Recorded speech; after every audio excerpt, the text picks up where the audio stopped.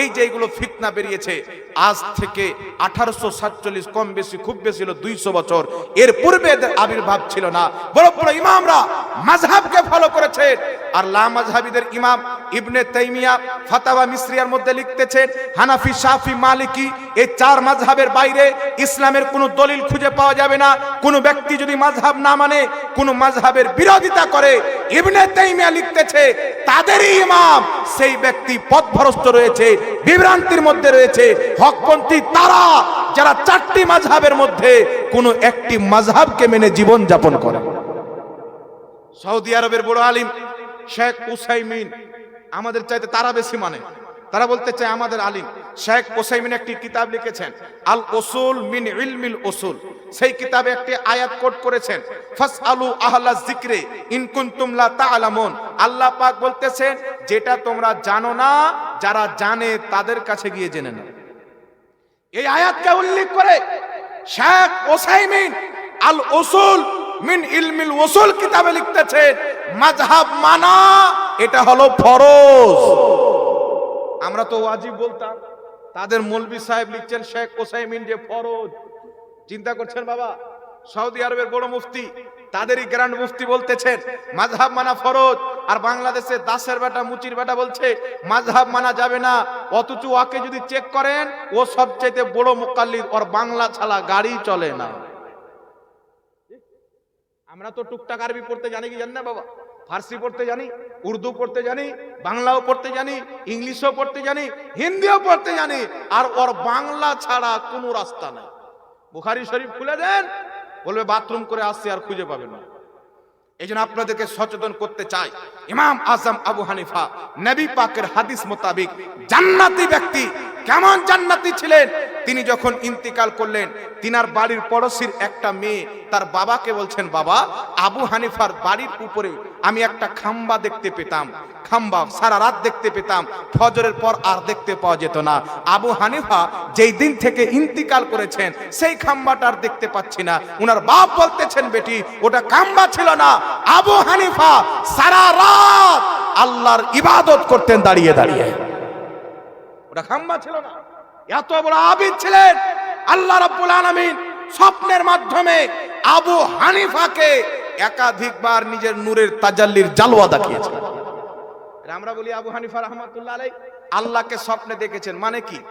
অন্তরের চোখে স্বপ্নের মাধ্যমে আল্লাহ নুরানিয়তকে দেখেছেন। কিছু লোক বলতে যাচ্ছে এটা হানাফিরা বানিয়েছে, আহলে হাদিসরা বলতে যাচ্ছে হানাফিরা বানিয়েছে। এই জন্য বিরাদর ইসলাম, আপনাদের পশ্চিমবঙ্গের একজন ভালো মুফতি, মুফতি জুবের সাহেব বলেন, জ্ঞান থাকলে এরা থাকবে না, এরা থাকলে জ্ঞান থাকবে। বুঝতে পারছেন?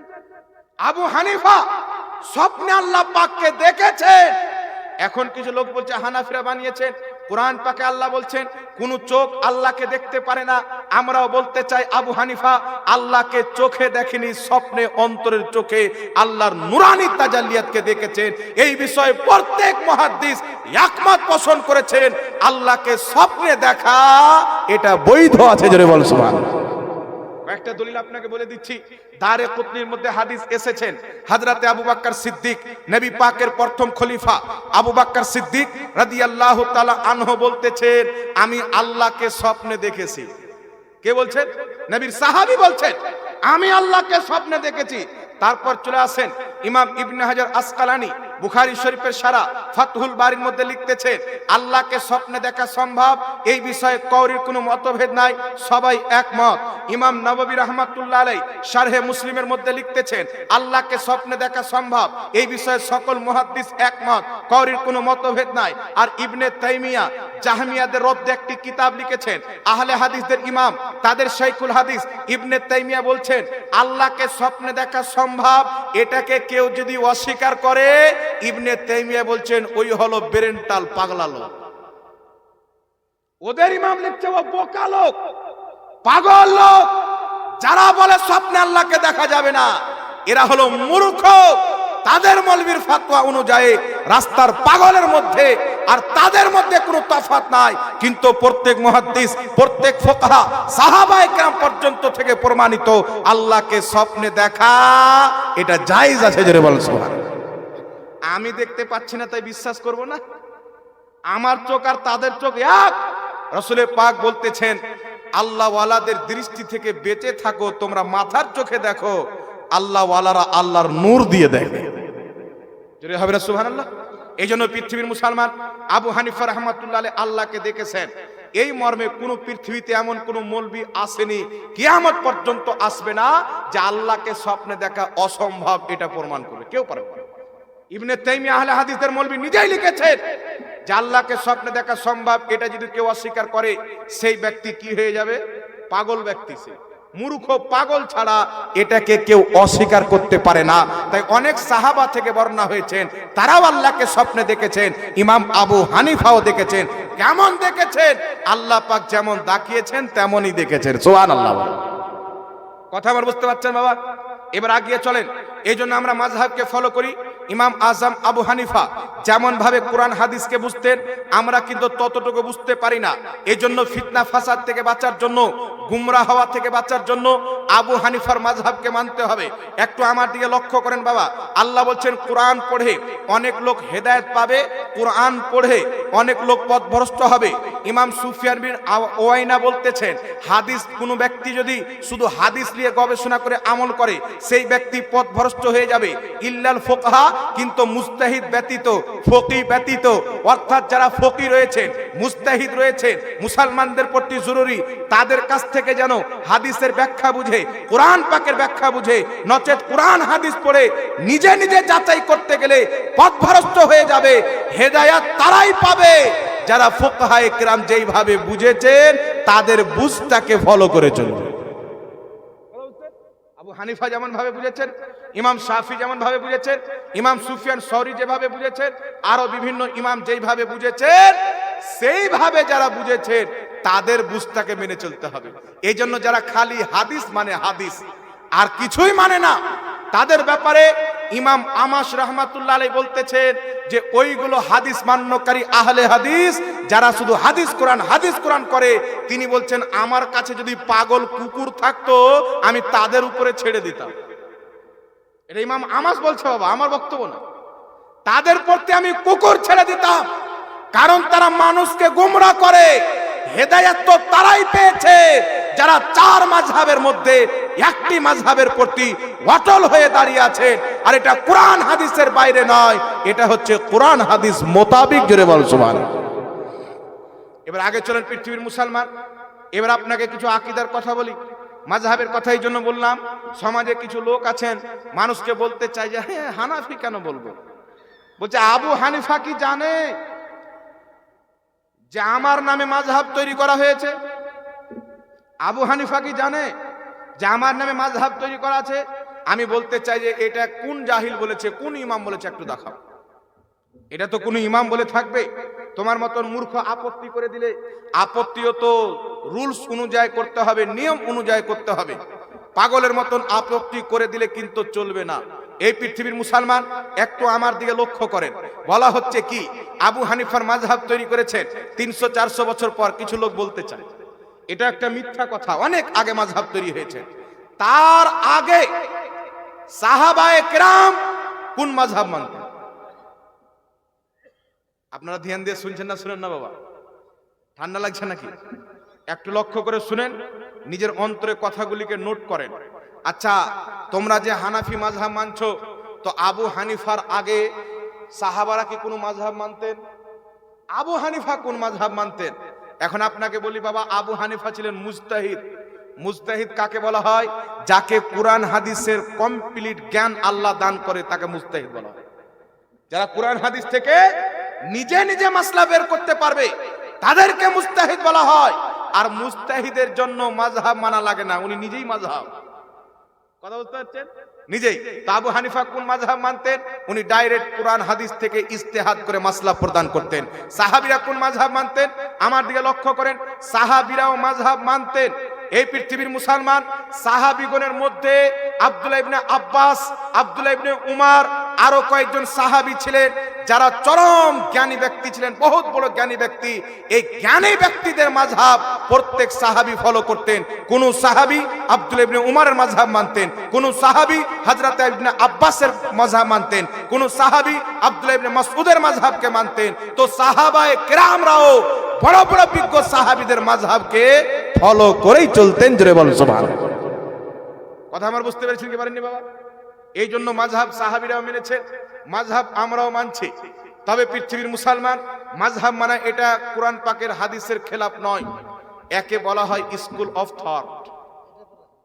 কথা বুঝতে পেরেছেন? এইবার চলেন বিরাদর ইসলাম, আমি আপনাদের সম্মুখে যে আয়াতে কারিমা পাঠ করেছিলাম ইসলামের ব্যাপারে, আল্লাহ পাক বলছেন ইন্নাদ দীনা ইনদাল্লাহিল ইসলাম, নিশ্চয় আল্লাহ পাকের নিকটে একমাত্র মনোনীত ধর্ম হচ্ছে ইসলাম। আর এই ইসলামের দলিল হচ্ছে চারটি: কোরআন, হাদিস, ইজমা, কিয়াস। সুতরাং এই প্রশ্ন করা যে কোরআন হাদিসে আছে কিনা এটা হচ্ছে মূর্খদের কথা। তাকে জিজ্ঞাসা করবে শরীয়তে আছে কিনা, কারণ কোরআন, হাদিস, ইজমা, কিয়াস এই চারটাই হচ্ছে শরীয়ত। সুবহানাল্লাহ বলতে হবে। প্রথম আমরা কোরআনে দেখব, তারপর হাদিসে দেখব। যদি কোনো জিনিস কোরআন হাদিসে স্পষ্ট আমরা না পাই, তাহলে আমাদেরকে ফুকাহায়ে কেরামে দেখতে হবে পূর্বের ইমামগণ এই বিষয়ে কি বলেছেন, তারা কি ফতোয়া দিয়েছেন। তারা যেই ফতোয়া দিয়েছেন ওই ফতোয়াটা আমাকে আপনাকে মানতে হবে। এটাই হচ্ছে কোরআন মোতাবিক। সুবহানাল্লাহ। এবার আপনাকে বলি বাবা, ইসলাম হচ্ছে আল্লাহর মনোনীত ধর্ম। ইসলাম বুঝবো কোরআন দিয়ে, হাদিস দিয়ে, ইজমা দিয়ে, কিয়াস দিয়ে। এখন ইসলামের মেন ভিট কটা আপনারা কেউ জানেন? কথা বলেন। ইসলামের মেন ভিট হচ্ছে পাঁচটা। নবী পাক সাল্লাল্লাহু আলাইহি ওয়াসাল্লাম বলেন, মিশকাতুল মাসাবির প্রথম খণ্ডের মধ্যে আল্লাহর হাবিব বলতেছেন, বুনিয়াল ইসলাম আলা খামসিন। ইসলামের মেন ভিট হচ্ছে পাঁচটি জিনিসের উপরে। প্রথম হচ্ছে কালেমা, দ্বিতীয় নম্বরে নামাজ, রোজা, হজ, যাকাত। এই পাঁচটি জিনিস হচ্ছে ইসলামের মেন ভিট। প্রথম লা ইলাহা ইল্লাল্লাহ মুহাম্মদ রাসূলুল্লাহ, অর্থাৎ যেই ব্যক্তি আল্লাহকে এক ওয়াহদাহু লা শারিক বিশ্বাস করে নিল, মুহাম্মদ সাল্লাল্লাহু আলাইহি সাল্লামকে আল্লাহ পাকের রাসূল এবং বান্দা মেনে নিল, সেই ব্যক্তি হলো মুসলমান। এবার আপনি যখন কালেমা শরীফ পাঠ করলেন, তো এই কালেমা পাঠ করে কি মুসলমান হয়ে যাবে? এই কালেমা মোতাবিক আপনাকে বিশ্বাস রাখতে হবে। আল্লাহকে আল্লাহর মতো মানতে হবে, নবীকে নবীর মতো মানতে হবে। আমি আল্লাহকে বিশ্বাস করলাম, কিন্তু আল্লাহ পাকের ব্যাপারে আকীদা যদি খারাপ হয়ে যায়, কলমা পড়ে কোনো লাভ হবে না। নবী মুস্তাফার ব্যাপারে আকীদা যদি খারাপ হয়ে যায়, কলমা পড়ে লাভ হবে না। আল্লাহকে আল্লাহ পাকের মতো মানা, নবীকে নবীর মতো মানা, এটাই হচ্ছে ঈমান। জোরে বল সুবহানাল্লাহ। এখন আপনাকে বলি বাবা, লা ইলাহা ইল্লাল্লাহ মুহাম্মদ রাসূলুল্লাহ, এটা হচ্ছে লা ইলাহা ইল্লাল্লাহ, আল্লাহর তাওহীদ। আল্লাহ ছাড়া কেউ ইবাদতের যোগ্য নয়, আল্লাহ ছাড়া কাউকে সিজদা করা যাবে না, আল্লাহ ছাড়া দ্বিতীয় কোনো ইবাদতের যোগ্য কোনো এলা নাই, কোনো মাবুদ নাই। আল্লাহ পাককে কেউ সৃষ্টি করেননি, কুল কায়নাতকে তিনি সৃষ্টি করেছেন। আল্লাহ কাউকে জন্ম দেয়নি, কোনো বাচ্চা। আল্লাহ কাউর জন্ম দেওয়া নয়, তিনি চিরকাল থেকে আছেন, চিরকাল থাকবেন। এটা মানার নাম হচ্ছে তাওহীদ। এটা মানার নাম কি? তাওহীদ। আর নবী সাল্লাল্লাহু আলাইহি সাল্লাম আল্লাহ পাকের শ্রেষ্ঠ নবী, সৃষ্টির সেরা, আখরি পয়গম্বর, শেষ নবী, কিয়ামতের সুপারিশকারী, হাজির নাজির, গায়বের সংবাদদাতা নবী মুস্তাফা। সমস্ত গুণাবলীর সাথে যেই ব্যক্তি রাসূলকে বিশ্বাস করে নিল, তার রিসালত মানা হয়ে গেল। যখন নবুয়ত রিসালতকে কমপ্লিট মেনে নেবেন, তারপর আপনি হবেন ঈমানদার। এইবার আপনারা বলেন, একজন ব্যক্তি বলছেন আমরা পাক্কা মুসলমান, আমরা ইসলাম মান্য করি, আমরা কোরআন হাদিসকে মানি, আর সেই ব্যক্তির আকীদা হচ্ছে আল্লাহ মিথ্যা বলতে পারে, মুসলমান থাকবে? এই কথা বলেন, মুসলমান থাকবে? আহলে হাদিসদের ভারত, বাংলাদেশ, পাকিস্তানে সর্বপ্রথম যে কিতাব তাদের ছাপা হয়েছিল তাকওয়াতুল ঈমান। আমার গাড়িতে কিতাবটা এখন বর্তমানে ভরা আছে। এই কিতাবের লেখক ইসমাইল দেহলভি। আহলে হাদিসদের প্রথম কিতাব ভারতের মাটিতে ইংরেজদের যুগে ছাপা হয়েছিল। এই তাকওয়াতুল ইমামের লেখক ইসমাইল দেহলভি লিখতেছে, আল্লাহ তাবারাক ওয়া তাআলা ঝুট বল सकता है, আল্লাহ মিথ্যা বলতে পারে। জোরে বলেন নাউজুবিল্লাহ। এবার আপনারা বলেন বাবা, তাহলে আহলে হাদিসদের তাওহীদ ঠিক আছে না ভুল আছে? কথা বলেন, তাদের তাওহীদ কি ঠিক হবে? তাদের আকীদা আল্লাহ মিথ্যা বলতে পারে। আর আহলে সুন্নাত ওয়াল জামাত, সুন্নি জামাতের আকীদা হচ্ছে আল্লাহর জন্য মিথ্যা বলা মহল, মিথ্যা বলা পাপের কাজ, গুনাহের কাজ, নিকৃষ্ট কাজ, ত্রুটি কাজ। আর আল্লাহর কুদরত নাপাক থেকে পবিত্র, মিথ্যা থেকে পবিত্র, গুনাহ থেকে পবিত্র, পাক থেকে পবিত্র। এই জন্য আল্লাহ পাকের জন্য মিথ্যা বলা হচ্ছে অসম্ভব। এটা কোন কিতাবে লেখা আছে? আকীদাতুত তাহাবীর মধ্যে লেখা আছে, তাফসীরে কবিরের মধ্যে লেখা আছে, হাজারো কিতাবের মধ্যে লেখা আছে। মিথ্যা বলা আল্লাহর কুদরতের অন্তর্ভুক্ত নয়, কারণ মিথ্যা হলো খোট, আল্লাহর কুদরত খোট থেকে পাক। চুরি করা আল্লাহর কুদরতের অন্তর্ভুক্ত নয়, ওয়াদা খেলাফি করা আল্লাহর কুদরতের অন্তর্ভুক্ত নয়। আহলে হাদিসদের আকীদা আল্লাহ মিথ্যা বলতে পারে, আল্লাহ জুলুম করতে পারে, আল্লাহ ওয়াদা খেলাফি করতে পারে। এইগুলো বিদাতি কুফরি আকীদা থাকার কারণে ৭২ জাহান্নামীর ফিরকার মধ্যে এই ফিরকাটা হলো একটা জাহান্নামী ফিরকা। এবার আপনারা বলেন, যাদের আকীদা আল্লাহ মিথ্যা বলতে পারে, ও এখানে হাত বেঁধে নামাজ পড়ুক আর এখানে হাত বেঁধে নামাজ পড়ুক, ওর নামাজ হবে? জোরে বলতে হবে, ওর নামাজ হবে বাবা? আকীদাই তো খারাপ হয়ে গেল, তো নামাজ কি করে হবে? নামাজ তাদের উপরে ফরজ যাদের আল্লাহর ব্যাপারও আকীদা প্রসিদ্ধ হবে, নবীর ব্যাপারও আকীদা ঠিক হবে, তাদের প্রতি নামাজ ফরজ। আর মনে রাখবেন, আল্লাহকে বেআইব বিশ্বাস করা, নবী পাককে লাসানি বিশ্বাস করা, যার কোনো তুলনা নাই, তুলনাহীন মনে করা, এটা হচ্ছে জারুরিয়াতের দিনের অন্তর্ভুক্ত। কিয়ামত হবে বিশ্বাস করা জারুরিয়াতের দিন, জান্নাত জাহান্নাম আছেন বিশ্বাস করা জারুরিয়াতের দিন। কোন ব্যক্তি যদি জারুরিয়াতের দিনের মধ্যে একটিকে অস্বীকার করে, তাহলে সেই ব্যক্তি মুসলমান থাকবে না, যতই নামাজ পড়ে। তেমনি আল্লাহ পাক চিরকাল সত্যবাদী, আল্লাহ মিথ্যা বলতে পারে না, মিথ্যা বলা অসম্ভব। আল্লাহর কুদরতের অন্তর্ভুক্তই মিথ্যা আছে না, এটা বিশ্বাস করাও জারুরিয়াতের দিন। কেউ যদি বলে আল্লাহ মিথ্যা বলতে পারে কিন্তু বলে না, তবুও সে কাফির হয়ে যাবে, মুসলমান থাকবে না। তাহলে যারা আজকাল মুসলমান নয়, যাদের আকীদা খ্রিস্টান চাইতে খারাপ, ইহুদির চাইতে খারাপ, আরে হিন্দু ভাইকে যদি জিজ্ঞাসা করে ভগবান কি মিথ্যা বলতে পারে, সেও বলবে ভগবান কি জন্য মিথ্যা বলবে, ভগবান তো সত্য মিথ্যা বলতে পারে না। হিন্দু ভাই বলবে এই জমিনের মাটিতে আহলে হাদিসদের নিকৃষ্ট আকীদা, আল্লাহ মিথ্যা বলতে পারে। এই জন্য পৃথিবীর মুসলমান তারা না খোদাকে খোদার মতো মানে, না নবীকে নবীর মতন মানে, তারা তাদের মৌলবি ছাড়া কাউকে প্রাধান্য দেয় না মুসলমান। এবার আগিয়ে চলেন পৃথিবীর মুসলমান, এখানে তো আল্লাহর ব্যাপারে হলো। দ্বিতীয় নম্বরে আরেকটা কথা বলে দিই, আপনারা শুনে হবেন, আপনারা জানেন তারা আল্লাহ পাকের দেহ মানে কি মানে না? কথা বলেন। তারা বলে আল্লাহর হাত আছে, আল্লাহর পাও আছে, আল্লাহর দেহ রয়েছে, আল্লাহর আকার আকৃতি রয়েছে। এই পৃথিবীর মুসলমান আপনাকে বলতে চাই, আমার নবী মুস্তাফা দিন প্রচার করেছেন কম বেশি আপনার 1460 বছর পূর্বে। কত বছর? 1460 বছর পূর্বে আমার আপনার নবী ইসলামের প্রচার ও প্রসার আরম্ভ করেছেন। নবীর যুগ, সাহাবীর যুগ, তারপর যুগ থেকে নিয়ে লক্ষ লক্ষ ইমাম পৃথিবীর মাটিতে এসেছেন। আজ পর্যন্ত কোন একজন ইমাম নিজের কিতাবে লেখেনি যে আল্লাহর আকার আকৃতি আছে, কিন্তু তারা কোরআন পাকের ওই ব্যাখ্যা করলো যেই ব্যাখ্যা 1450 বছর থেকে পূর্বের মুফাসসির মুহাদ্দিসগণ মেনে এসেছেন। তাদের ব্যাখ্যাকে ভুল বলে ইংরেজদের দেওয়া ব্যাখ্যা বিশ্বাস করলো। আল্লাহ কোরআনে হাতের কথা বলেছেন, মানে আল্লাহর হাত আছে। পায়ের কথা বলেছেন, মানে আল্লাহর পাও আছে। জান্নাতে আল্লাহ জান্নাতীদেরকে দেখা দিবে, যদি আল্লাহর আকার আকৃতি না হয় তো কেমন করে দেখা দিবেন? এর মানে হচ্ছে আল্লাহর আকার আকৃতি আছে। এই সম্পূর্ণ হচ্ছে ভিত্তিহীন কথা। এটা হলো কিয়াস।